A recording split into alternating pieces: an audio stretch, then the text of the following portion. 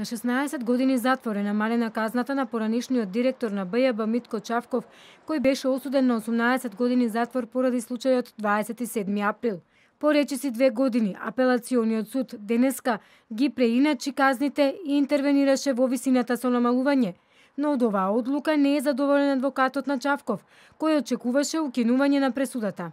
Па никако не сме задоволни од одлуката, барем јас не сум задоволен од одлуката, од неколку аспекти, затоа што не може да има линеарно намалување на казни, на сите полицајци по 2 години да им се намали линеарно казна, на другите по година дена, колку да се рече дека е намалена казната. Секако не сме задоволни во однос на намалувањето, но со тоа не сакам да кажам дека има било каква вина.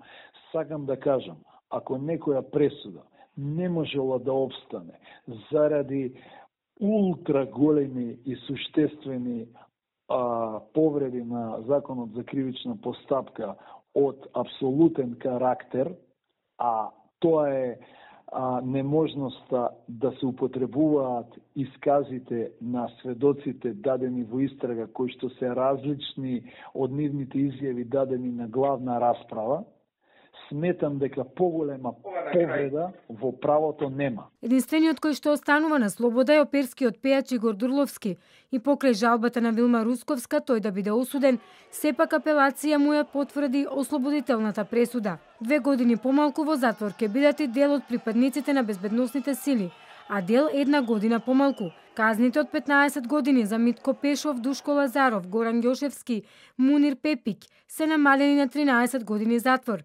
Затворските казни се намалени и за организаторите на протестите, преку кои се упадна во законодавниот дом.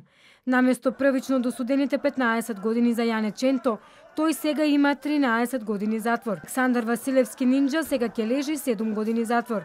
Обвинетите сите беа осудени за терористичко загрозување на уставниот поредок и безбедноста, за што адвокатите бараа преквалификации и полесно дело, поради фактот дека од собранискиот упад произлегува и случаи со учество во толпа и насилство.